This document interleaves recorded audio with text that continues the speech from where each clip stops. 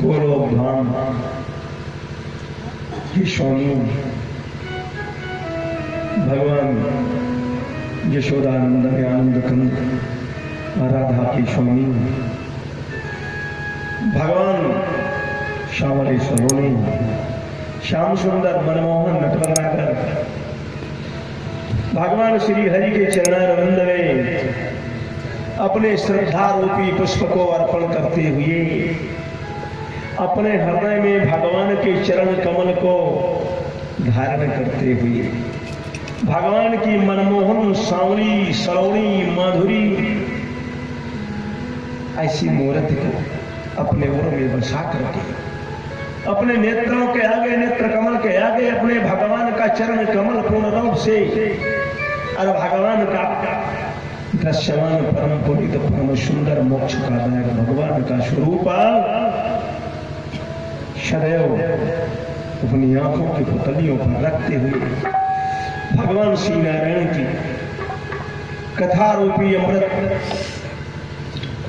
का रसपान करें। पावन पुनीत अवसर है, परम सौभाग्य है। भगवान की कृपा से श्रीमद् भागवत महापुराण सप्ताह पारायण की कथा चल रही है। कथा में आज ये तृतीय दिवस है। अपने ही भारतवर्ष के उत्तर प्रदेश सुल्तानपुर जनपद अंतर्गत औझी ग्राम और ये भगवान के परम प्रिय भक्त श्री शिव कुमार जी सपत्नी सपरिवार भगवान की ये सुंदर पावन कथा ये श्रीमद् भागवत पुराण का आयोजन किया।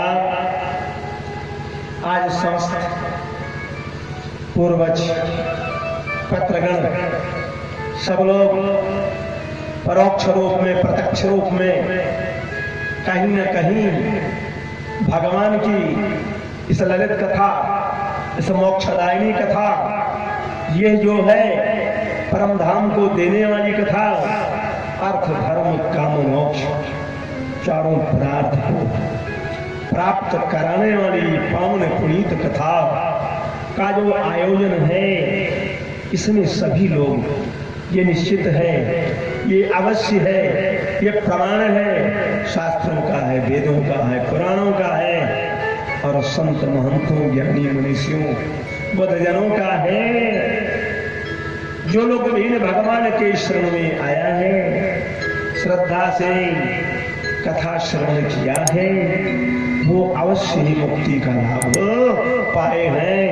वृंदावन बिहारी लाल की जय। श्री राम जय राम जय जय राम। श्री राम जय राम जय जय राम। श्री राम जय राम जय जय राम। श्री राम जय राम जय जय राम। श्री राम जय राम जय जय राम। श्री राम जय राम जय जय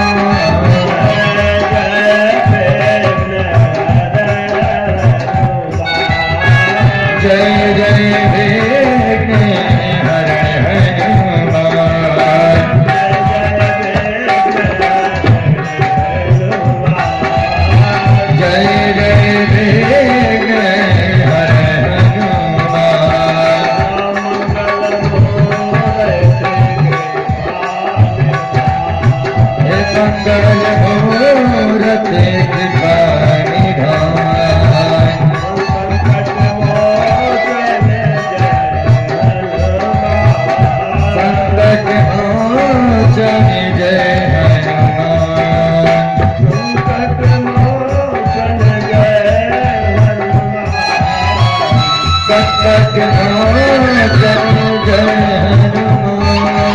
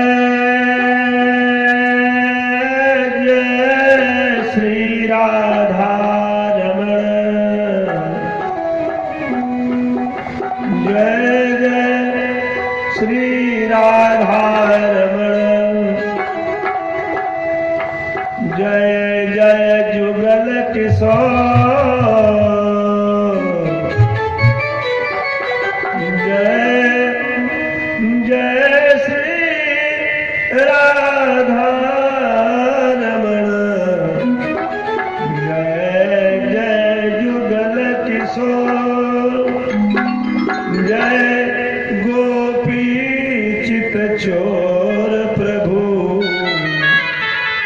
जय जय माखन चोर जय जय माखन चोर।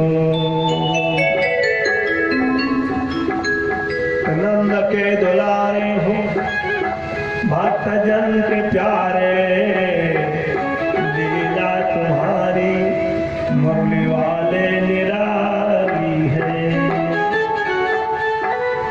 गोवर्धन कर धारे भक्त जन को उधारे हो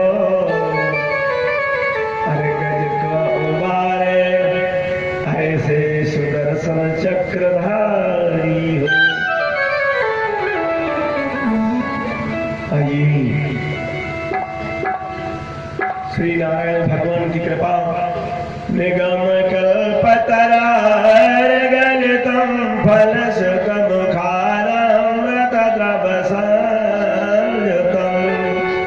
पिबत भागवतं रसमालयं मुहुरहो रसिका भूमि भावुका। नारायणं नमस्कृत्यं नरं चैव नरोत्तमं देवी सरस्वती व्यास ततो जयमुदीरयेत्। भगवान नारायण को नमस्कार करके व्यास को प्रणाम करके देवी जी का स्मरण करके कथा प्रारंभ हो रही है। ये श्रीमद् भागवत महापुराण जो है ये एक कल्प वृक्ष है। निगम कल्पतरोर्गलितं फलसुखमुखारमृत संयुतम् एक कल्प वृक्ष है। जो कल्प वृक्ष इसमें जो चारों वेद हैं वो कल्प वृक्ष है और वृक्ष में लगने वाला सुंदर फल श्रीमद् भागवत महापुराण है। आओ फल वो फल इतना मधुर है इतना मीठा है कितनी प्रशंसा किया जाए। यदि किसी पात्र में ला करके दूध रख दिया जाए अच्छा बढ़िया दूध हो तो लोग क्या कहेंगे कि बड़ा अच्छा है बड़ा मीठा है। कैसे मीठा है भाई बहुत सुंदर शुद्ध है। किसी में शक्कर डाल दिया जाए कितना मीठा है कैसा बड़ा मीठा क्या कितना मीठा है। अरे बिल्कुल अमृत है कहने के सब की उपमा अमृत से ही लिया गया।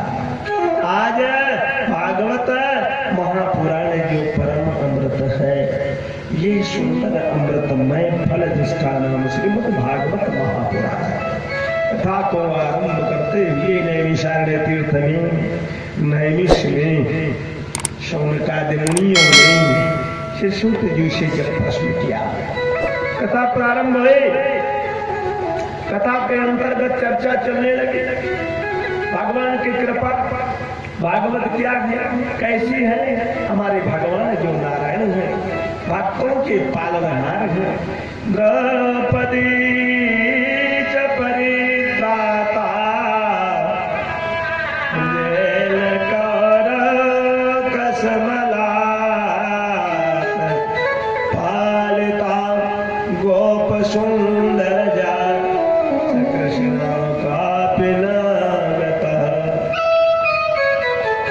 भगवान भक्त वत्सल यशोदानंदन आनंद कंद भक्तों चंदन राधा के प्राण वल्लभ भगवान श्री हरि की कृपा से कथा का शुभारंभ जब हुआ तो श्रीमद् भागवत महापुराण में प्रथम स्कंद के अंतर्गत चर्चा करते हुए श्री सूत जी ने बताया कि देखिए उस समय जब भगवान की कृपा से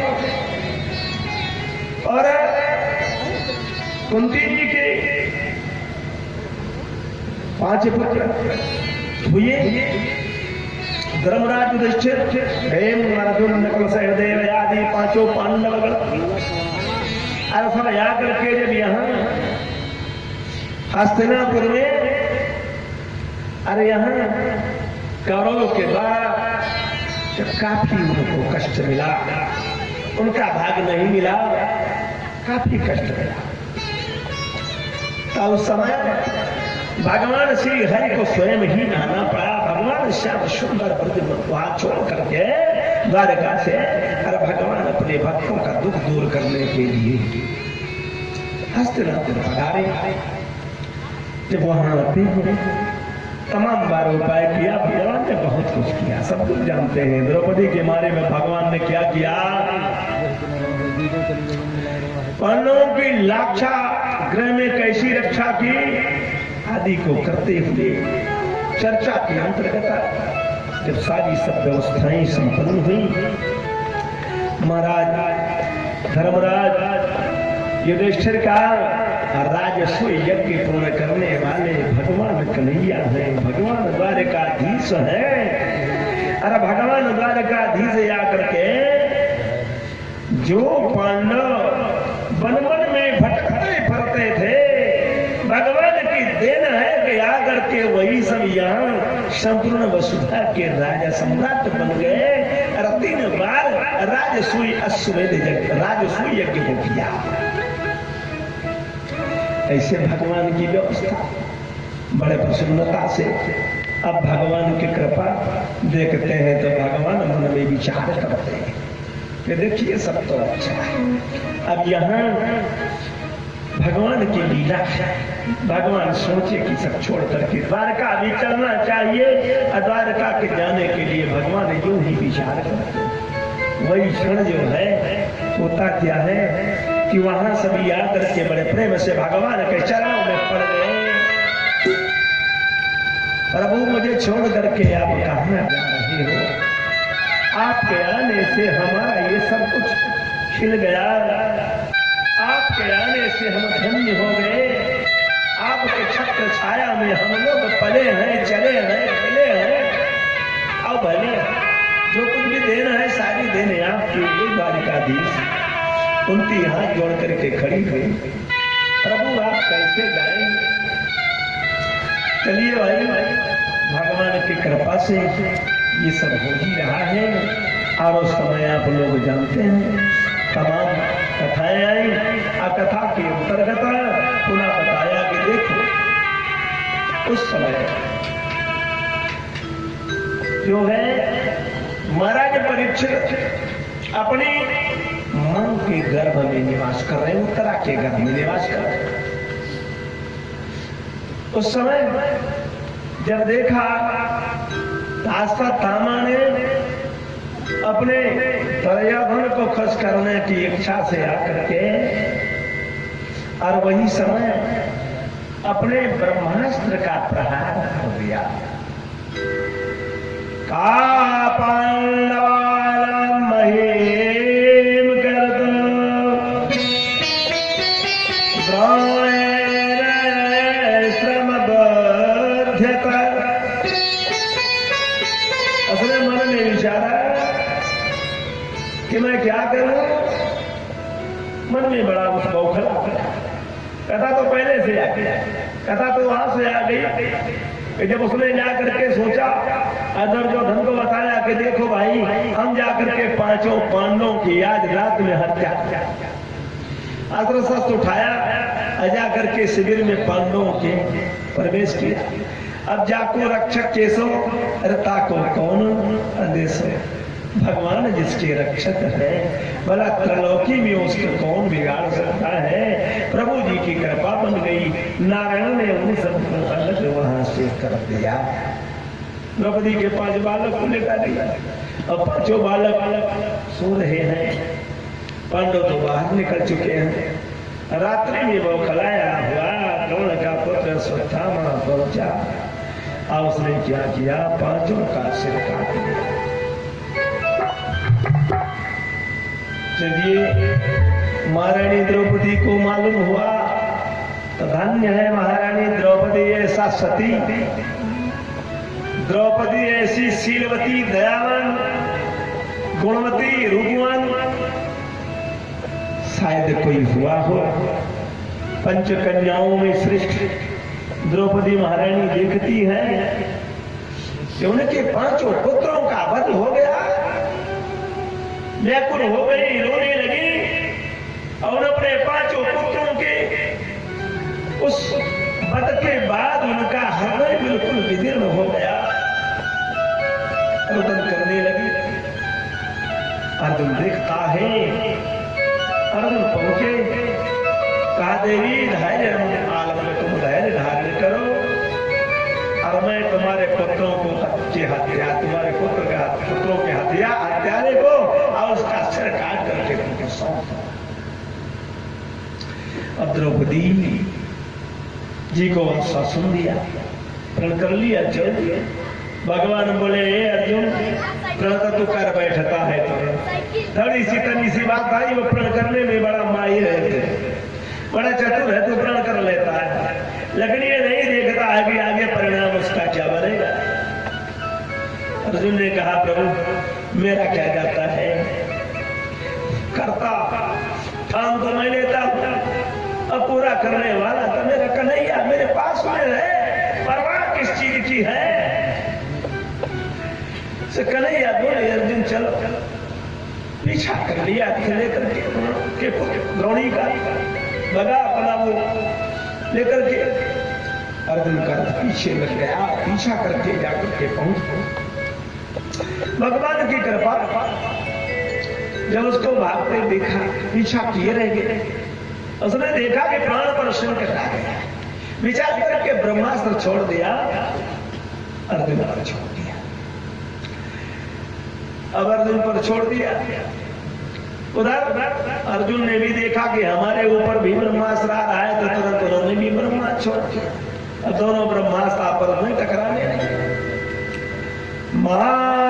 महाकालो महान भूत्वा त्रैलोक्यस्य भयंकर, हाहाकार मच गया तीनों लोगों में, भयभीत हो गए, तारामंडल सब डोलने लगे। कन्हैया बोले कि हे अर्जुन, ये अश्वत्थामा ने तो वस्त्र छोड़ दिया।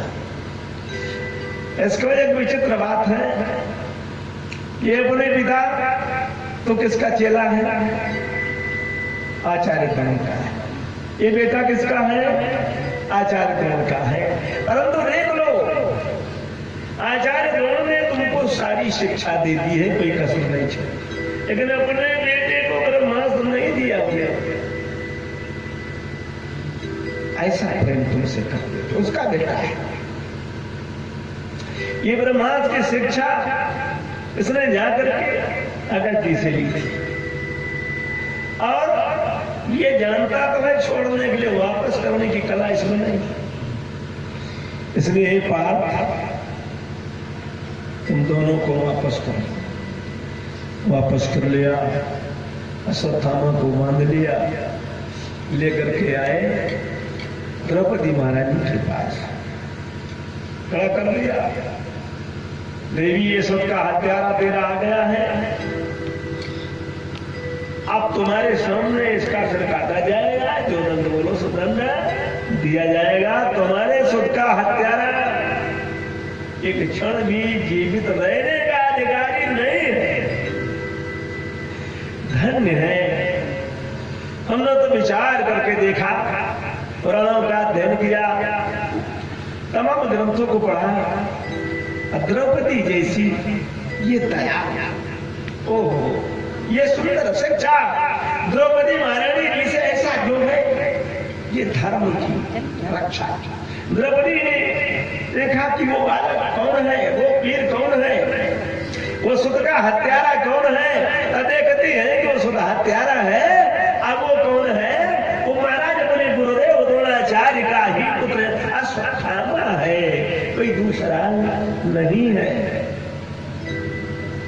बताइए आदर्श चरित्र, और उसका देखते क्या है कि तुरंत ही महारानी द्रौपदी ने दोनों हाथ जोड़ करके और सिर को झुका करके उस ब्राह्मण को प्रणाम किया। भैया कोई किसी को गालियां दे देता है, कुछ कह देता है, अपमानित कर देता है, कितनी घृणा बन जाती है। लोग न ब्राह्मण देखते न कोई बात करते हैं, लेकिन मर्यादा की बात देखो कि महारानी द्रौपदी ने तुरंत ही उस ब्राह्मण कुमार को हाथ जोड़ करके सर झुका करके प्रणाम किया। सब लोग चकित, अरे भाई हत्यारा जो है, जो इस प्रकार से इतना बड़ा नरसंस हत्यारा है, अरे ऐसे को प्रणाम करना। अर्जुन देख कर चकित हो गए। भगवान मद ही बस कन्हैया मुस्कुरा रहे हैं। धन्य हो द्रौपदी, तुम्हारा चरित्र धन्य है, तुम्हारा जैसा तो कोई हुआ ही नहीं। और तभी इसीलिए तो तुमको मैंने चुनकर रखा है। मैंने तुम्हें सखी कहा है, मैंने तुम्हें प्रिय कहा है, मैंने तुम्हें बहिना कहा है, मैंने तुम्हें भक्त कहा है। तमाम पदों से तुमको मैंने रख दिया, भक्त दिया, अलंकृत कर दिया है। देवी तुम्हारा बड़ा विचित्र चरित्र है। तू इतने बड़े सुर हत्यारे को अरे मैं प्रणाम कर रही हूं। धन्य हो देवी। द्रौपदी ने कहा, हे श्याम सुंदर, हे कन्हैया, ये रूप तो मुझे वही महाराज को द्रोणाचार्य ही दिखाई देते। आत्मा हो जाए थे पुत्र, पिता की आत्मा ही पुत्र बन करके जन्म ग्रहण कर। कैसा भी अपराध किए हो, लेकिन ये गुरुपुत्र, ये अश्वत्थामा वध करने के योग्य नहीं है। तुरंत इसे बंधन से मुक्त कर दो, ये मेरा आदेश है। महारानी द्रौपदी ने कहा। सब लोग चकित। भगवान बोले, देखो जो द्रौपदी जी का आदेश है, ये श्यामा ने जो कुछ कहा, पांचाली ने जो कहा, उसका पालन करना आवश्यक है। अर्जुन बोले, तो कैसा जो मैंने प्रतिज्ञा कर ली है। कहा, जानते हो शास्त्रों का नियम है, ब्राह्मण का वध करने का अधिकार नहीं किसी को।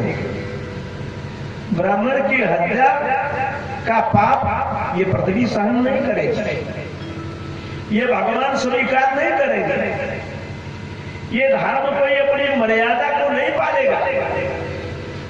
ब्राह्मण पत्र को इतना तुम्हें है तो ऐसा कर दो, केवल ब्राह्मण को धक्का दे दिया जाए, ब्राह्मण धकेल दिया जाए, अपमानित कर दिया जाए, तू कह दिया जाए, इस प्रकार करने से ही ब्रह्म हत्या का पाप लग जाता है।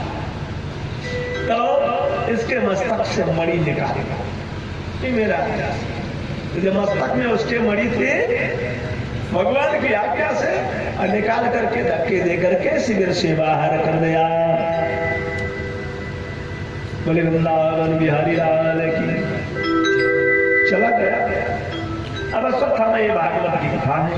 अश्वत्थामा थोड़ी दूर जब जाता है तो मन पर विचार करता है, सोचा अपमान हुआ मेरा, बड़ा अपमान हुआ, इतना बड़ा अपमान हो गया, कहां जाकर के किस लोक में मुंह को दिखाऊंगा। अन्याय घोर पाप तो मैंने कर ही दिया था, और उस पाप का प्रायश्चित के लिए मेरे मस्तक से मणि निकाल दी गई, मेरे मस्तक में एक घाव बन गया, निकाल गया। अब ये कलंकित मुख लेकर के जाऊं तो कहां जाऊं। ऐसा विचार थोड़ी दूर निकला, एक तेज पुंज, एक बड़ा तेज वाला एक अस्त्र छोड़ दिया। अब वो तो सारे दिशाओं को जलाता हुआ चला रहा सीधा अर्जुन के ऊपर। ऐसा अंधकार हो गया, अर्जुन के सारी धनुकला धनुष विद्या सारी के सारी भूल गई, सब कुछ रात रखा रह गया। अर्जुन ने कहा, पाइमा है केशव, हमारी रक्षा करो। ये क्या रहा है, ये सब हमने ये कौन सा उनका पाठ कर दिया है, कौन सा बदल छोड़ दिया है जो अर्जुन के तुरीर में है। भगवान बोले, अर्जुन इसका काट कहीं नहीं है, ये दिव्य नारायण अस्त्र उसने छोड़ दिया है। उस नारायण अस्त्र से बचने के लिए कोई अस्त्र शस्त्र है नहीं, जबकि नारायण सामने खड़े हुए, नारायण अस्त्र आ रहा है। तो नारायण ने कहा, भाई चिंता न करो, केवल नमस्कार करो, सिर्फ अस्त्र शस्त्र रख दो, मस्तक झुका करके प्रणाम कर लो। प्रणाम किया, वो नारायण का अस्त्र वापस चला। चलिए अब वो फिर भी परेशान आया, उसका वो अपमान का बदला अपना लेने के लिए मन ही मन में सोच रहा था। इधर राजसूय यज्ञ समाप्त हुआ, अब भगवान द्वारिका चलने लगे। कुंती जी आई, भगवान की स्तुति किया, प्रार्थना किया। विदाई होने वाली थी, अब उत्तरा के गर्भ में भी बाण छोड़ दिया, ब्रह्मास्त्र छोड़ दिया। वो ब्रह्मास्त्र उत्तरा के गर्भ में प्रवेश कर गया। मतलब से छोटे से बालक की हत्या करने के लिए, एक गर्भ की हत्या करने के लिए उस द्रोणाचार्य के पुत्र अश्वत्थामा ने अपमान का बदला लेने के लिए अपांडवानां महीम करतुम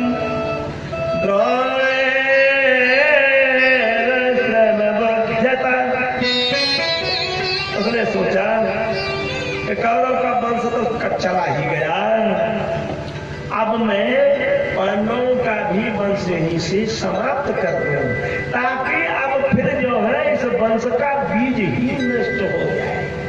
ऐसा विचार करके छोड़ दिया। रोती हुई उत्तरा पहुंची, भगवान कृष्ण के शरण में प्रभु जी जान गए, धन्य है मेरे प्रभु। उस समय मेरे श्री हरि भगवान श्याम सुंदर कन्हैया तो अपने भक्तों के लिए भगवान क्या नहीं करते हैं, प्रभु सब करते हैं। भगवान तुरंत ही जाकर के उत्तरा के गर्भ में प्रवेश कर गए, अपने सुदर्शन चक्र को वहीं लगा दिया, और जब तक वो ब्रह्मास्त्र का तेज अंदर रहा, तब भगवान वहीं उस झिल्ली की, उस गर्भ में बालक की रक्षा करते रह गए। पीतांबरधारी नारायण चक्र लिए उस बालक की रक्षा किया। अब रक्षा किया, जबकि ब्रह्मास्त्र से प्राण निकल जाता है भक्तों, कोई बचेगा? बच्चा कहाँ बचेगा? लेकिन भगवान ने पुनः उसे, भगवान प्रभु कन्हैया ने उसे पुनः जीवित कर दिया। इसी से उसका नाम परीक्षित था। वंश को क्षीण होने से बचाया। लेकिन उसने महाराज परीक्षित की विशेषता है, क्योंकि गर्भ में उसने भगवान को देख लिया था, श्याम सुंदर को पहचान लिया था। कहाँ देखा था? पहली मुलाकात उसकी भगवान से कहाँ हुई थी? गर्भ में हुई। अरे भक्तों, भगवान की कृपा से सबकी मुलाकात गर्भ में भगवान की। भगवान जब अपने एक अणु को, इस आत्मा को पिरोते हैं गर्भ में बालक के, तब भगवान दर्शन देते हैं। लेकिन ये प्राणी भूल जाता है। एक वहां भगवान आकर के रक्षा किया। तो जब परीक्षित का जन्म हुआ, बाहर जैसे गिरे परीक्षित जी, टकाटक देख रहे हैं, चारों तरफ आंख फैला फैला करके देख रहे हैं। वो कहाँ गया? उन्हें वो कहाँ गया? लोग बच्चे जन्म लेते हैं तो क्या करके रोते, लेकिन उनको ध्यान था वो कहाँ? कौन? वो भगवान, वो परमात्मा जिसको मैंने गर्भ में देखा है, जिसने मुझे गर्भ में बचाया है। मेरा वो कन्हैया कहाँ गया? मेरा वो सावला पीतांबरधारी चतुर्भुज नारायण कहाँ गया? ऐसा परीक्षित महाराज सब में देखते, कोई आता देखने के लिए। भाई उनकी मां उत्तरा है, जब वो आई बालक को लेने के लिए, उठाने के लिए, दूध पिलाने के लिए, तो देखता। सब लोग सोचते हैं क्या देख रहा है, लेकिन वो अपनी हाल तो स्वयं जानता है, किसको देख रहा है, किसे खोज रहा है। भाई आई दौड़ करके उसको देखने लगा। कोई भी आता है तो बालक परीक्षित सबको आंखें फाड़ करके देखता कि ये कौन है, वो कहाँ है जिसको मैंने गर्भ में देखा था। मैंने भगवान के सामने सलोनी मूर्ति उस बालक के हृदय में बसी हुई, नेत्रों में समाई हुई, ऐसा देख रहा है। भगवान की कृपा चली। वही बालक जब बड़ा हुआ 36 उसका नामकरण संस्कार किया। सारी ज्योतिष की जो कुछ ज्योतिष का फल था उसको बताया, विद्वानों ने सब कुछ किया। महाराज धर्मराज के संरक्षण में, पांडवों के संरक्षण में, अपने पितामह बाबा के संरक्षण में पाला गया, क्योंकि पिता मन तो पहले ही नहीं था। भगवान श्याम सुंदर में भी मन लगा हुआ था। अब वो जब 36 वर्ष का हुआ तो उस समय समझने की बात है, संसर्ग बड़ा सुंदर था। विदुर ऐसे महाराज, विदुर ऐसे महाराज जहां धर्म के स्वयं अवतार था। महाभारत में 2 धर्मराज थे, ध्यान करके सुन लो। महाभारत में